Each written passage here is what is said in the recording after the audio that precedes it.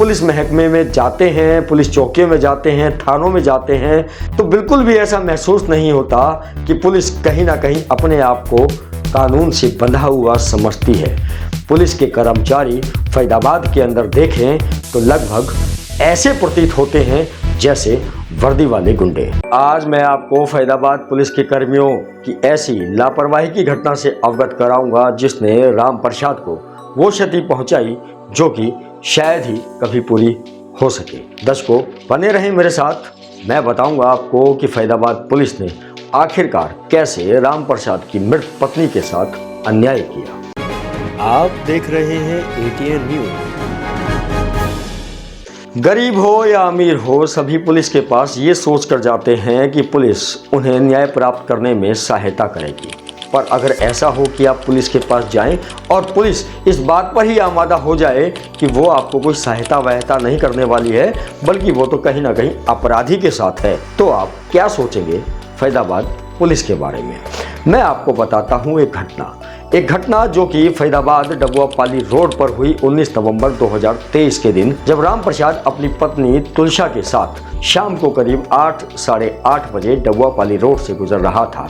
जैसे ही वो प्रधान प्रॉपर्टीज के नज़दीक पहुंचा तो उस वक्त एक व्यक्ति मोटरसाइकिल पर सवार होकर बहुत ही तेजी से बड़ी गफलत में राम प्रसाद और उसकी पत्नी की ओर आता है और राम प्रसाद की पत्नी को टक्कर मार देता है, जिसकी वजह से राम प्रसाद की पत्नी तुलसा गंभीर रूप से घायल हो जाती है। इस घटना के दौरान राम प्रसाद उस मोटरसाइकिल चालक की जो मोटरसाइकिल होती है उसके नंबर को अपनी आंखों में कैद कर लेता है, स्थानीय पुलिस को सूचना देता है, जिसके बाद पुलिस भी आनाकानी करने के बाद आखिरकार FIR एक अज्ञात व्यक्ति के नाम पर दर्ज कर लेती है। राम प्रसाद अपनी पत्नी का इलाज करवाने के लिए फरीदाबाद के विभिन्न निजी अस्पतालों में पहुंचता है, पर उसकी पत्नी को लगी गंभीर चोटों के अंदर कोई ज़्यादा खास सुधार नजर नहीं आता, जिसके चलते वह अपनी पत्नी को ग्वालियर के एक बड़े अस्पताल के अंदर इलाज के लिए लेके जाता है, पर उसे वहां भी कोई आराम नहीं मिलता।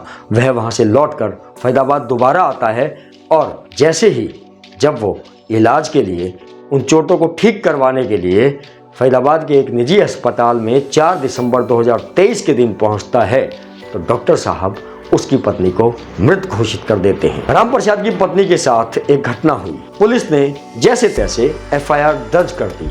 यहाँ तक तो बात समझ में आती है कि आखिरकार पुलिस ने क्या गलत किया, पर मामला लापरवाही का अब शुरू होता है। डबुआ थाने के अंतर्गत जो मुलाजिम पुलिस के इस मामले को देख रहे थे, उन लोगों ने 2 महीने के अंदर एक रिपोर्ट बनानी होती है जिसके अंदर एक्सीडेंट करने वाले व्यक्ति को आरोपी बनाया जाता है, और अगर एक्सीडेंट में घायल किसी की मौत हो जाती है तो 2 महीने के अंदर अंदर एक रिपोर्ट बनाई जाती है जिसे डिटेल्ड एनालिसिस रिपोर्ट कहते हैं।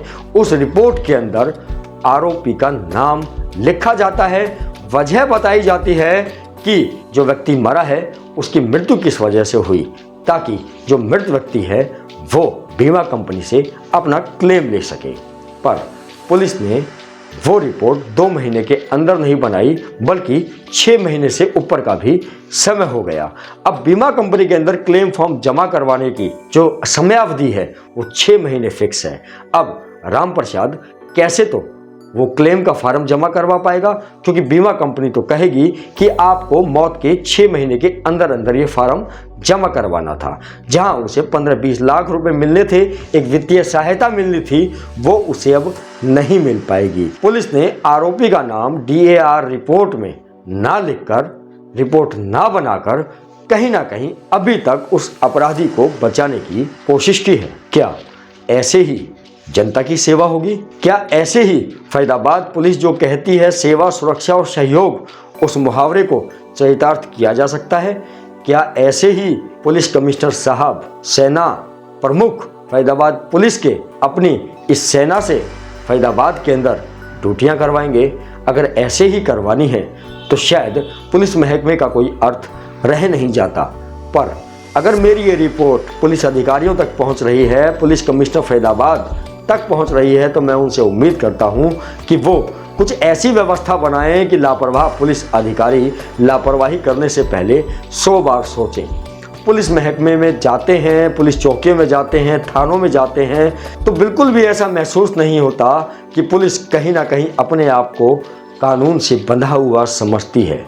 पुलिस के कर्मचारी फरीदाबाद के अंदर देखें तो लगभग ऐसे प्रतीत होते हैं जैसे वर्दी वाले गुंडे। दर्शकों, दोबारा मिलूंगा आपसे मैं एस.एस. राठौर अन्य किसी रिपोर्ट के साथ।